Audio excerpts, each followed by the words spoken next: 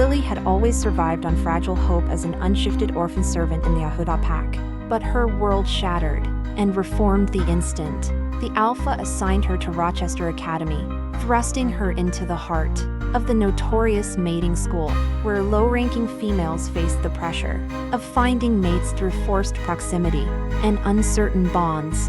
In the dim cold stone servants' passageway of the Ahuta pack house, young Lily whispered encouragement to the newest orphan shifter, Genevieve, assuring her that despite the heartbreaking loss of parents and the shift to pack property with its endless chores and tiny shared rooms, life held small comforts, like food and safety.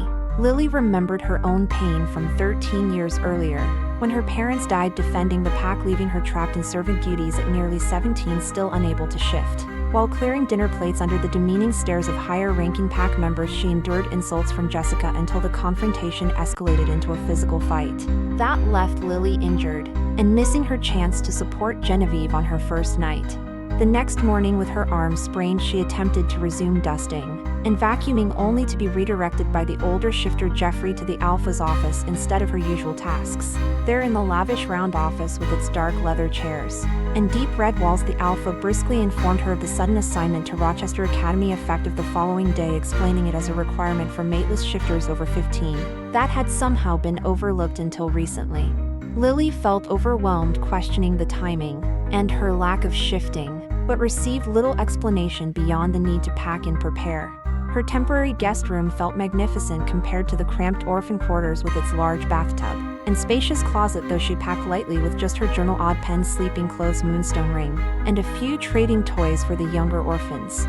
She spent the day helping with familiar chores, finding unexpected nostalgia in the routines, and later hosted the orphans in her room for a final evening of movies, shared food, and emotional goodbyes, distributing her small treasures in a heartfelt raffle while promising to return someday to improve their lives. The journey began the next morning as Lily joined other girls in pale attire boarding vehicles toward the train station. Conversations turned tense as they discussed the Academy's reputation as the mating school where females were sent to find mates through skin-to-skin contact with high-ranking males, often strengthening packs, but leaving low-ranking girls like them feeling discarded.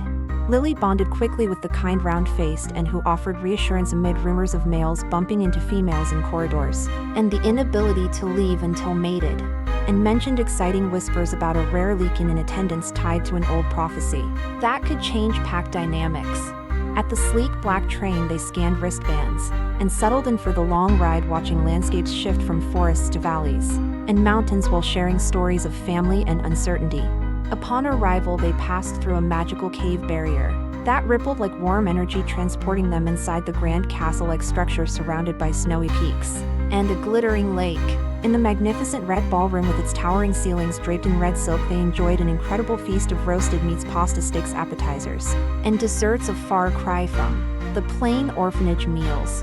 Lily felt euphoric yet out of place, noticing the powerful presence of a dark-haired young man in loose clothing, whose aura caused students to instinctively back away.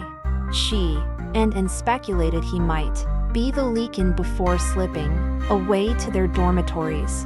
Lily's room with its 2 beds, metallic silver finishes, and private bathroom felt like modest luxury, especially compared to sharing facilities with many orphans.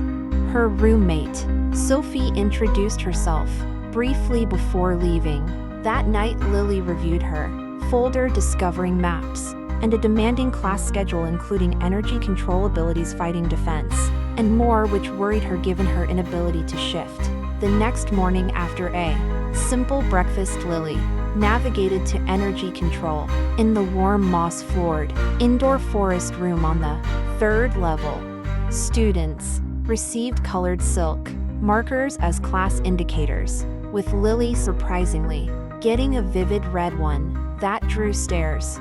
As she moved forward, her eyes met those of Ryan the Lycan in a moment that felt electric and timeless, stirring an unexpected pull before they passed. The class focused on meditation techniques, but Lily struggled to concentrate, sensing his gaze and maintaining a mental shield. Afterward, Irene, who had received a pale orange marker, shoved her, warning her to back off in a hostile whisper, leaving Lily isolated and marked by the red scarf that seemed to curse her with unwanted attention.